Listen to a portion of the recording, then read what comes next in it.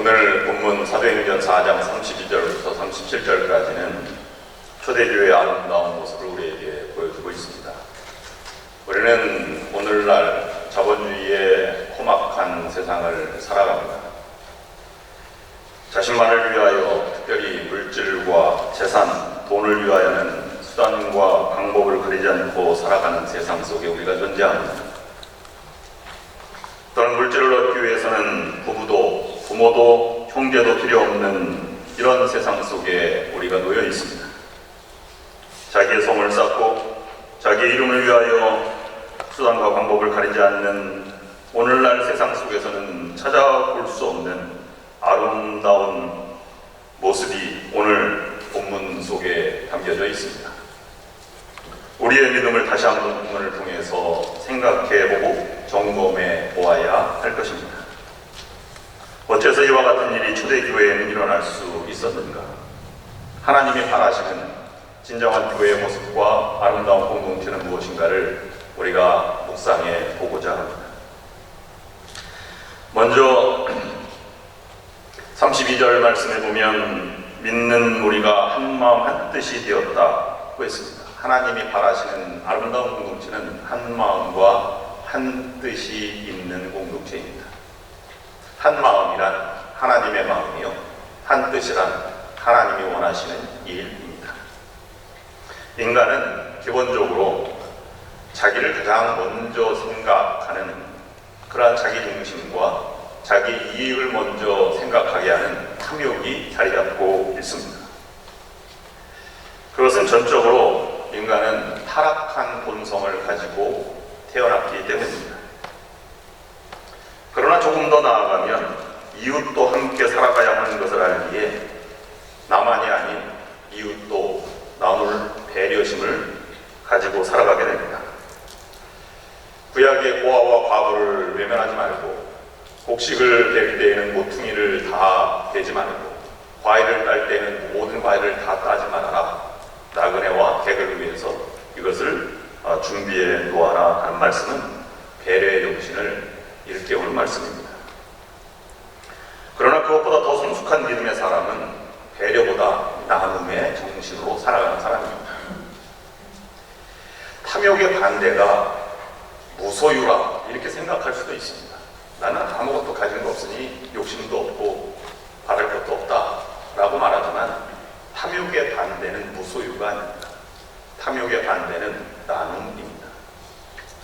중세시대에 너무 타락한 이런 이 가톨릭 이 교회의 모습을 비관해서 모든 재산을 다 팔아 나누고 그 다음에 수도원으로 돌아가서 평생 그 무소유로 살아가는 수도사들이 많이 있었습니다. 그런데 한 가지 맹점은 그 수도사들이 무소유로 살아가는 것은 구상해 보이는 듯하나 세상은 변하지 않았다는 것이지요. 왜 그러냐 하면 나눔이 없었기 때문입니다. 내 것을 내 것이라 생각하지 않고 하나님이 맡기신 물질이라고 생각하고 나누며 살아가는 정신을 말합니다. 그것이 실현된 공동체는 가족이지요. 나누려는 마음이 앞선 것이 가족입니다. 그래서 혼자 좋은 곳을 구경하거나 맛있는 것을 먹으면 떠오르는 것이 가족의 얼굴이지요.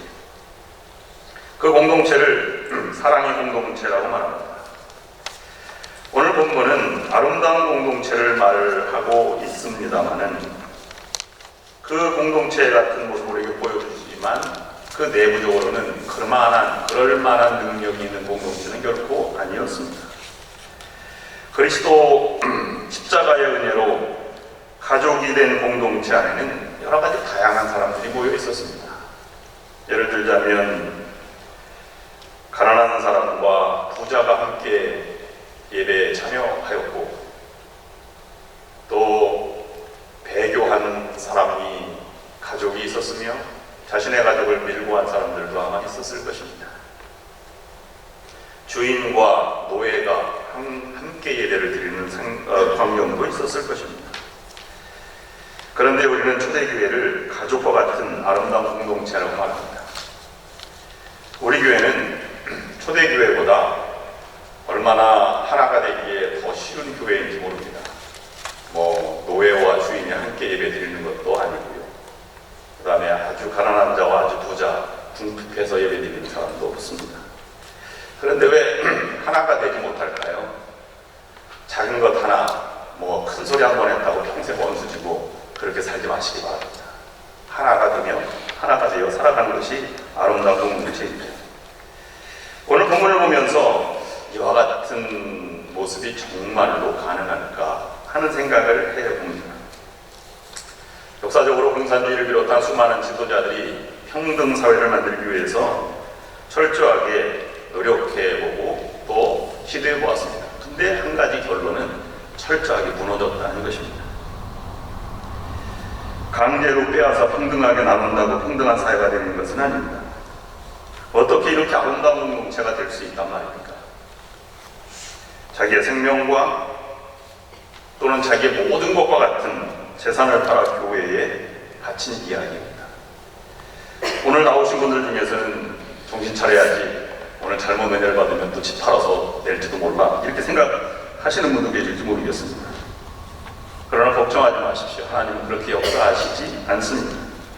하나님의 교회에 완장을 차고 가진 자의 재산을 빼앗는 일은 결코 없습니다. 오늘 본문을 생각하면서 우리는 두 가지를 먼저 묵상해야 합니다.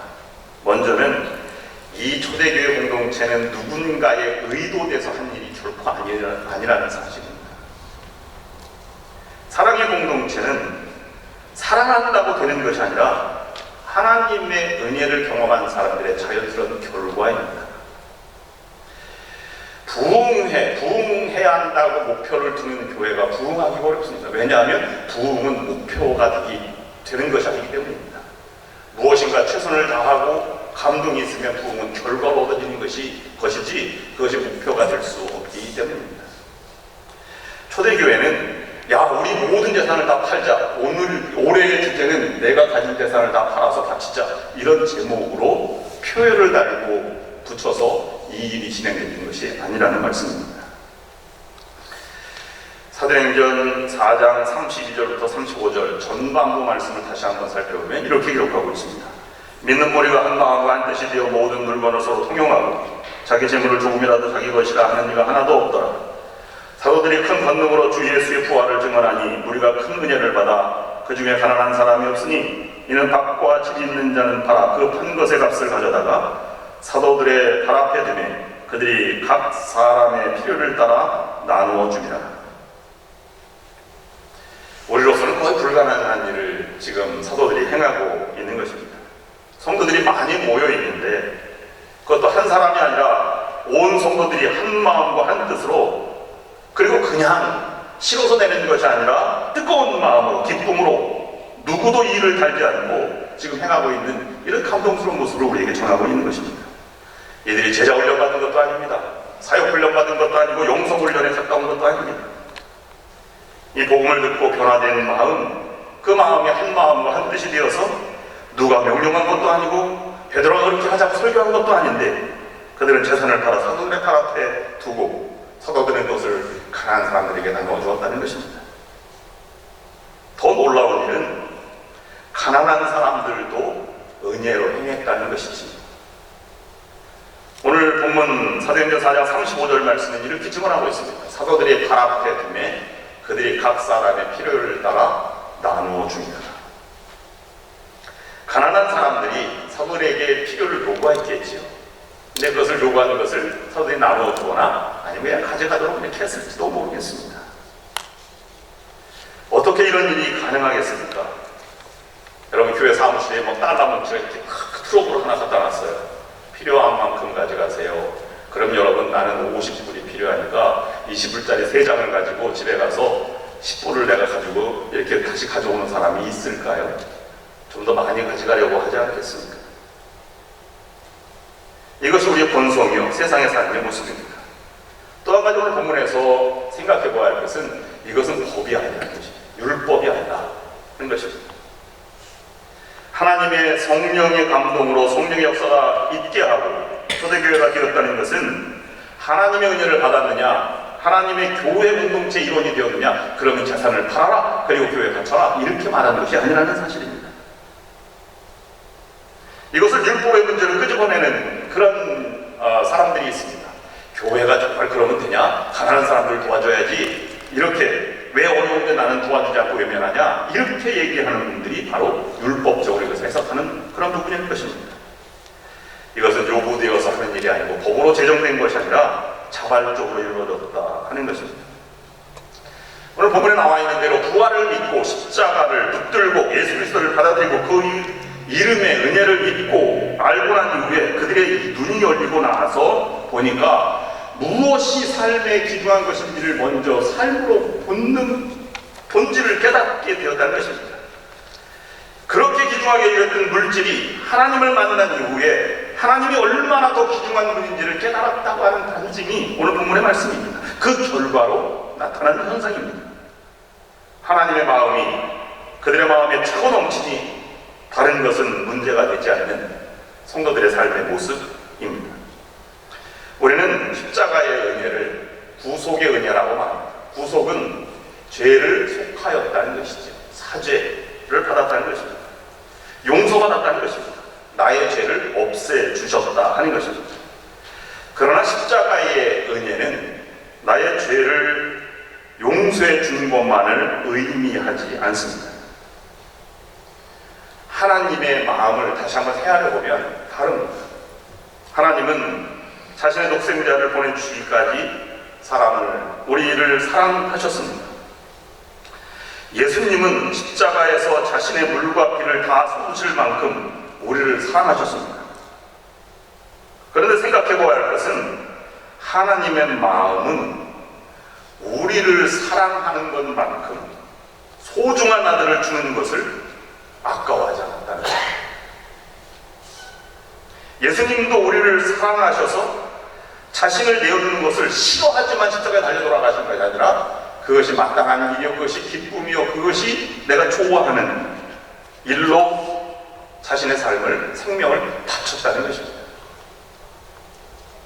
이것은 다른 존재, 다른 가치관, 다른 삶의 모습을 우리에게 보여주고 있는 것입니다. 받는 것보다 주는 것이 더 삶으로, 더 좋은 삶으로 변화된 이런 삶의 모습이 하나님과 그리스도의 마음에 이미 계셨습니다. 성숙한 믿음의 성도는 자기만 하는 탐욕보다는 배려를, 그리고 배려해서 머물지 않고 나눔을 향해서 나아가는 것입니다. 그들은 정말로 이것이 어떻게 소중한 것을 깨닫고 좋아하는 것을 했어요. 근데 어떤 사람들은 자기가 좋아하는 것을 하는데 다른 사람이 손가락질을 합니다. 그러면 안 되는데, 그것은 감동이 없는데, 저런 것은 본질이 아닌데 라고 손가락질을 받습니다. 그런데 어떤 사람들은 자신이 좋아하는 것을 하는데 다른 사람들이 감격을 하고 감동을 하고 그리고 큰 은혜를 받습니다. 바로 초대교회가 그런 것입니다.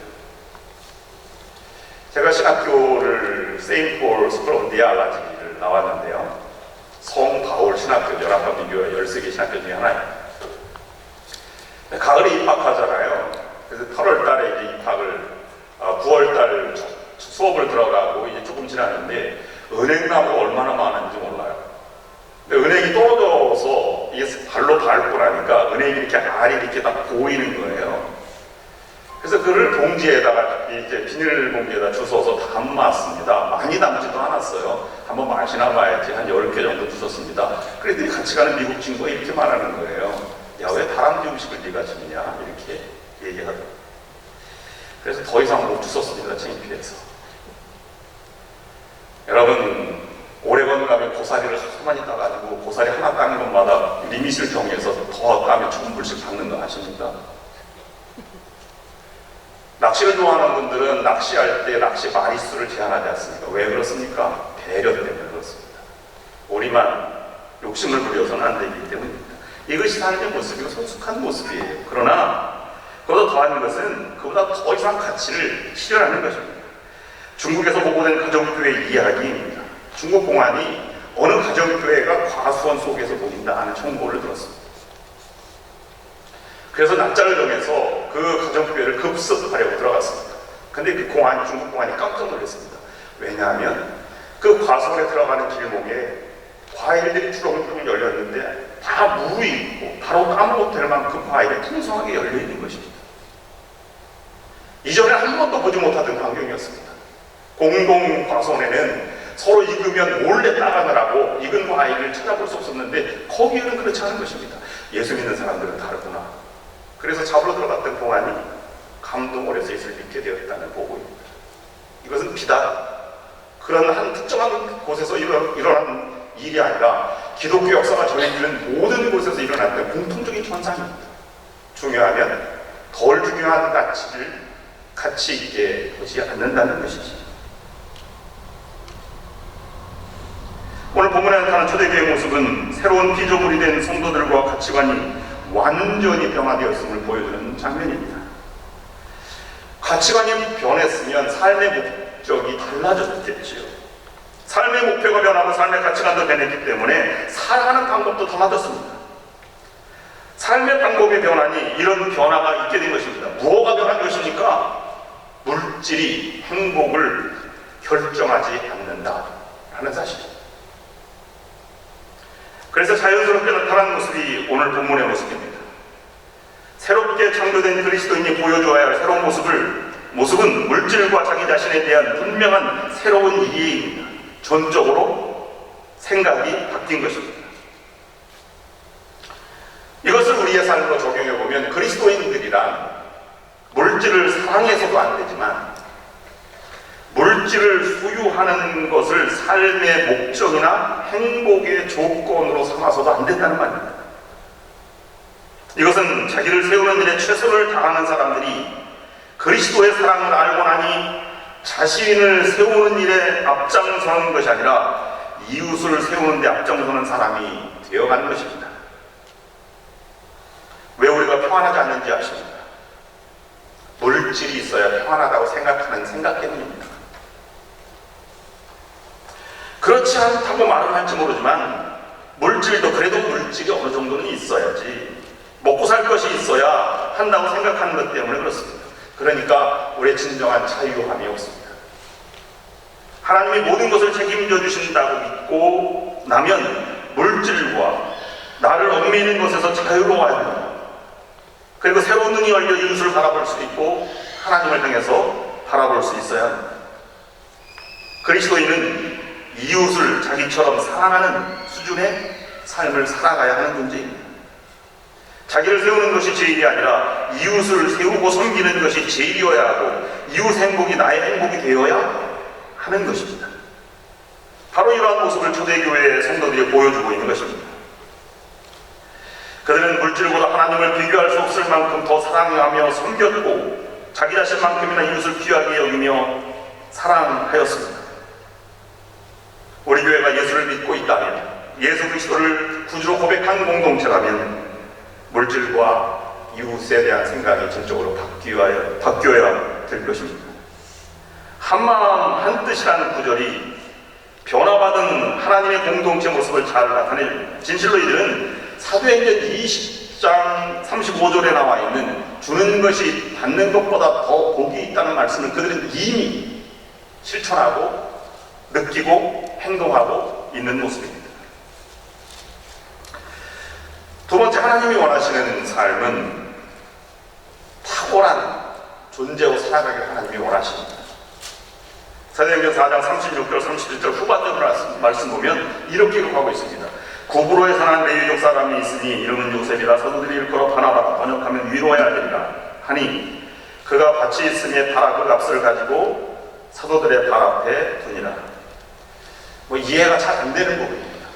왜냐하면 그 다음 장에 이제 아나니아 삽비라 이야기도 나옵니다만 지금까지 모든 재산을 다 팔아서 사도들에 갖다 주고 거기에 모든 필요를 따라 나눠주었더니 감동이 있더라.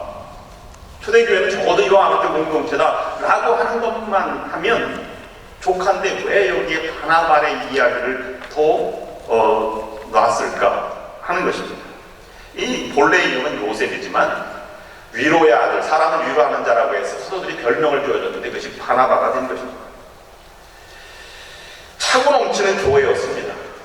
이전까지 말했으면 충분한 이야기입니다. 누구도 다 하나님께 바쳤습니다. 그런데 탁월한 사람, 이 바나바를 왜 여기서 얘기하는 것입니까? 바나바가 그 아름다운 공동체 가운데에도 모범될 만한 탁월한 존재였다. 공동체 일원 중에서도 아주 영향력 있는 그러한 존재였다고 하는 것을 우리에게 보여주는 것입니다.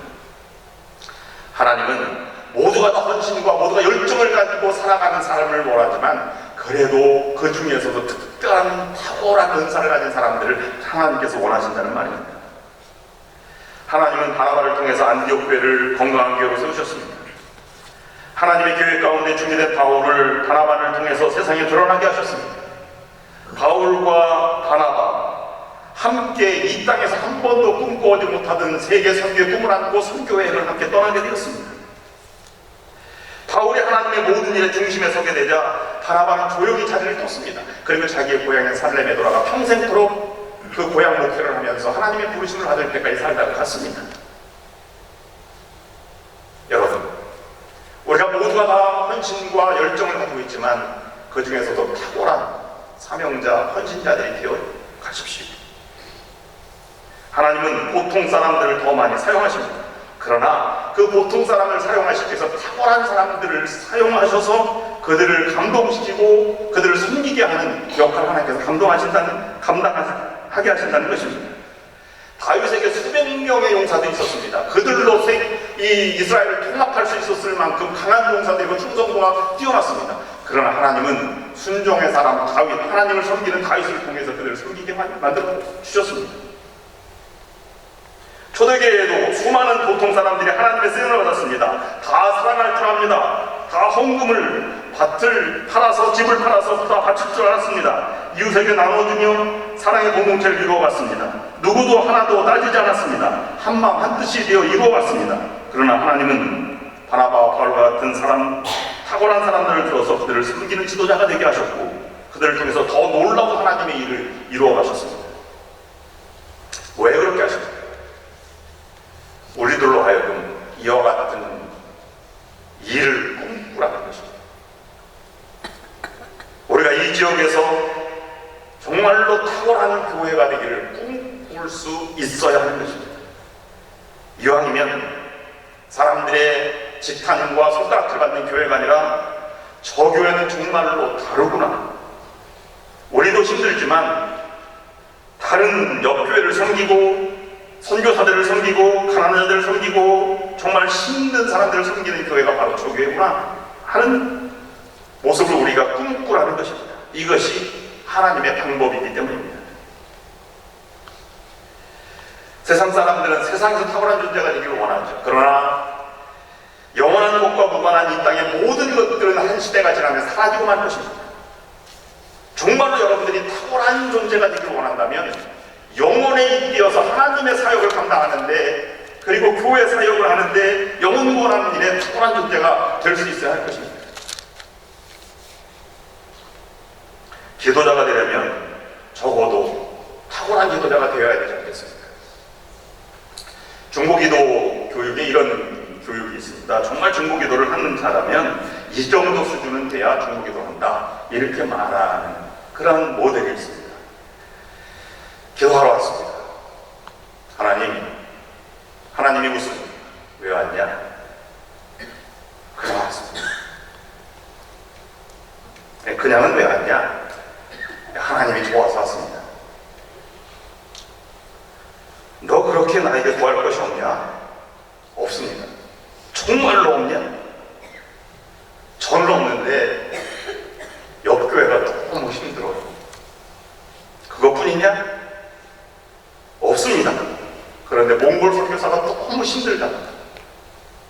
이 정도 수준은 돼야 중보기도 하는 자다. 이렇게 말할 수 있다는 것입니다.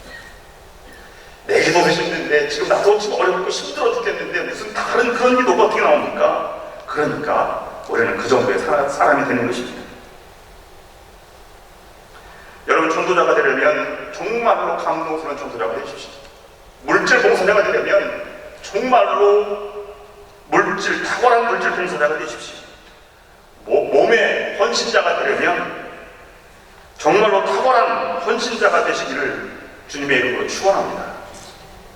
아멘. 저거 보니까 이렇게 되기 싫은가 보죠.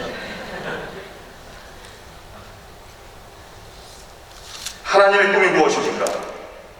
나는 내가 보기에 너무 부족하고 잘난 것도 없고 믿음도 약한 것 같지만 하나님 보기에 절대 그렇게 보지 않는다는 것입니다. 너는 특별하다 이렇게 본다는 것입니다. 왜냐하면 우리가 자녀를 키울 때 자녀들이 특별한 존재가 되길 원하는 것처럼 하나님은 나 보통 사람이지만 나로 하여금 특별한 존재로 바라보고 특별한 일을 하도록 우리에게 원하시고 꿈을 꾸고 계신다는 사실을 우리가 기억해야 한다는 말입니다. 하나님의 말씀 바울의 입을 빌어서 이렇게 말합니다. 에베소서 5장 1절 말씀입니다. 사랑을 입은 자녀같이 너희는 하나님을 본받는 자가 되라. 모두가 하나님을 본받는 탁월한 사람이 되어야 할 것입니다. 영국에서 영국 웨슬리가 부흥운동하고 야외 집회하고 이렇게 부흥이 굉장히 많은 그런 변화시키는 물결이 일어났습니다. 감리교회가 막 부흥하고 브리스톨과 뭐 이렇게 옥스퍼드 지역으로 막 퍼져나갈 때 어느 부잣집에서 광고를 냈어요. 신문에 우리에게 이 요리사 한 명을 구합니다. 그래서 단서를 받았어요. 감리교인은 안 됩니다. 그래서 누군가가 가서 물었답니다. 왜 감리교인 안 됩니까? 그랬더니 감리교인이 한 사람 들어오면 가정부가 감리교인이 되고 청소부가 감리교인이 되고 또 자녀들이 감리교인이 되고 나중에는 모든 가족이 다 감리교인이 돼서 감리교인은 안 됩니다. 이렇게 썼다 하는 것입니다. 여러분, 한국연합감리교회 교회는 적어도 이 정도 감리교인이 되어야 되지 않겠습니까? 탁월한 자가 되는 것이 쉬운 일은 아닙니다. 거기에는 어려움과 고통과 외로움이 있습니다. 그러나 우리의 삶의 수준을 낮은 데 두어서는 안 됩니다. 왜냐하면 하나님은 우리들에게 더 놀라운 기대감을 가지고 계시기 때문입니다. 마지막 세 번째로 하나님이 원하시는 아름다운 공동체는 함께 살아가는 것입니다. 우리만이 아니라 더불어 함께입니다.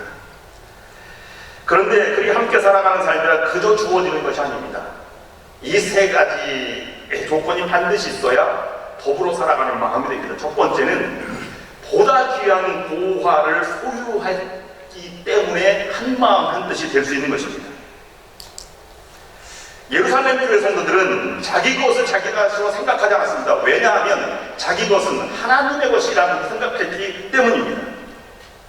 그리고 그 복음을 믿고 그 믿음을 통해서 귀한 것들을 소유하게 되었습니다. 고린도후서 4장 10절 말씀을 보면 이렇게 기록하고 있습니다. 우리가 이 보배를 질그릇에 가졌으니 이는 능력의 심이 큰 것이 하나님께 있고 우리에게 있지 아니함을 알게 합니다. 믿음의 사람에게 가장 귀한 복음이 바로 가장 귀한 보화입니다. 시편 기자는 이렇게 시편 62편 5절 이하에 이렇게 말씀하고 있습니다. 나의 영혼아 잠잠히 하나님만 바라라. 대저 나의 소망이 저로조차 나오는도다. 오직 저만 나의 반석이시여 나의 구원이시여 나의 산성이시니 내가 요동치 아니하려니와. 나의 구원과 영광이 하나님께 있으며 내 심의 반석과 피난처도 하나님께 있도다. 사도 바울은 이 진리를 자신의 경험을 통해서 이렇게 로마서 8장 32절 말씀에서 기록하고 있습니다. 자기 아들을 아끼지 아니하시고 우리 모든 사람을 위하여 내어주신 이가 어찌 그 아들과 함께 모든 것을 우리에게 은사로 주시지 아니하시겠느냐. 빌립보에게 보내는 빌립보 4장 10절 말씀도 마찬가지입니다. 나의 하나님이 그리스도 예수 안에서 영광 가운데 그 풍성한 대로 너의 모든 쓸 것을 채우시리라. 한 걸음 더 나아가서 믿음이 있는 사람에게는 세상이 주지 못하는 평안이 있고 자유함이 있고 영생함이 있습니다. 그러므로 주어도 아깝지 않고 걱정되지 않는 평안한 삶의 모습을 간직하는 것입니다. 두 번째, 그들이 아름다운 함께하는 공동체가 왜 그러느냐 하면 하나님을 더 가까이 했기 때문입니다. 하나님과의 친밀함이 하나가 되는 그런 가장 귀한 원인입니다. 여러분, 싸워보지 않은 가정이 있나요? 싸워보지 않은 가정은 한 사람도 없을 것입니다. 싸우죠. 또 형제들은 얼마나 더 싸웁니까? 더 많이 싸웁니다. 재산 때문에. 또 가문은요, 뭐 산소짜리로 어떠니 이러니 저러니 이것 때문에 굉장히 많은 그 싸움이 있습니다. 그럴 때마다 어떻게 하죠? 이렇게 하죠. 야, 우리 더 이상 싸우지 말자. 그래서 뭐 세상 사람들은 술을 먹고 또 화해의 무드를 이렇게 만들어서 합니다. 그렇다고 여러분 안 싸웁니까?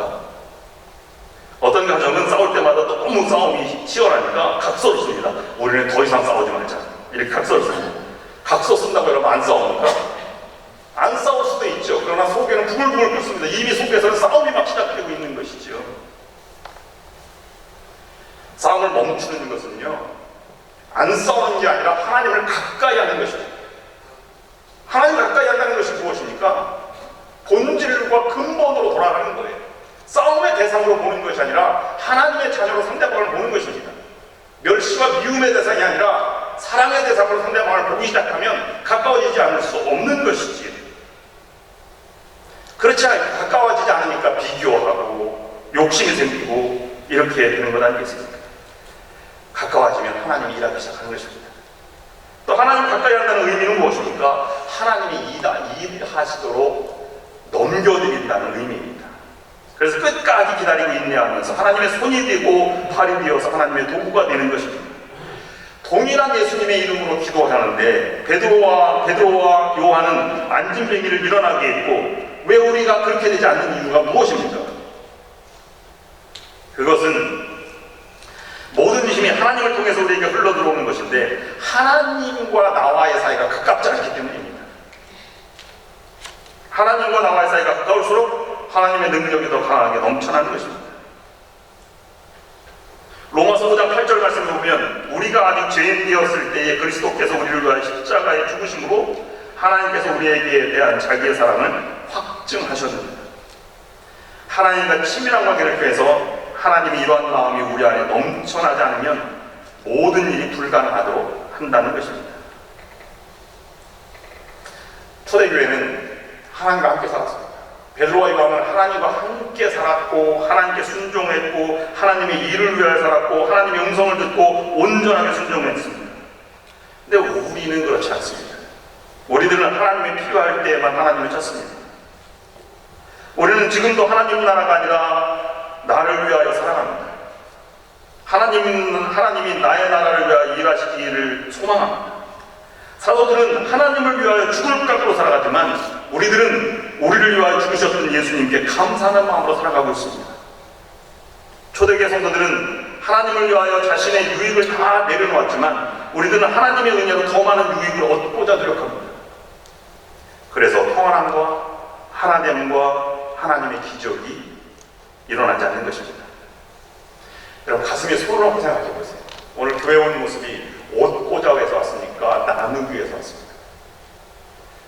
밖에서 수고하다가 집에 돌아갑니다. 그러면 위로받기 위해서 집에 들어갑니까? 위로해주기 위해서 돌아갑니까?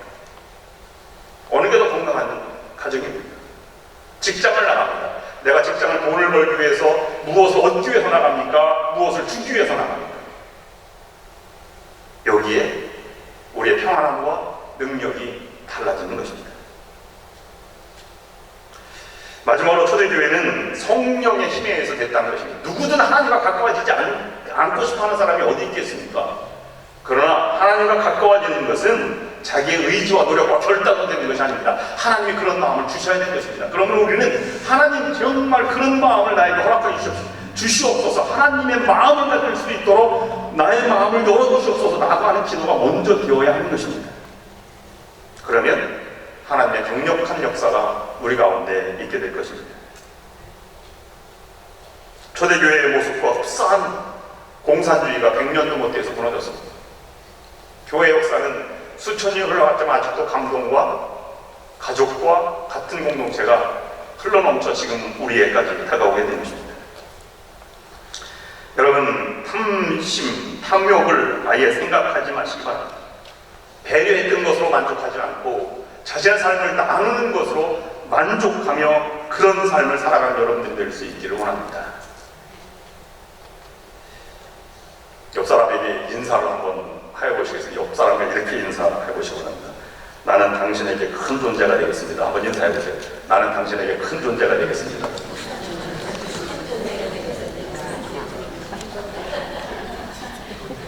나누겠다는 결심을 지금 하고 있는 거예요. 그럼 세 가지를 해야 돼요. 첫 번째, 당신을 위해서 기도하겠습니다. 인사하세요. 당신을 위해서 기도하겠습니다. 네, 두 번째입니다. 돈도 필요하면 돈도 드리겠습니다. 시작. 나눈다면서요. 세 번째, 몸이 필요하면 부르십시오. 종이라도 되겠습니다. 자, 시작.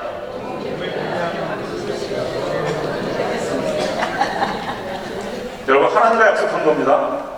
하나님 다 들으셨어요? 나누려면 적어도 재산 같이 팔아서 못하더라도 필요한 부분은 정말 나눌 수 있는 여러분들이 될 수 있기를 바랍니다. 우리 교회가 성령 충만한 교회가 될 것입니다.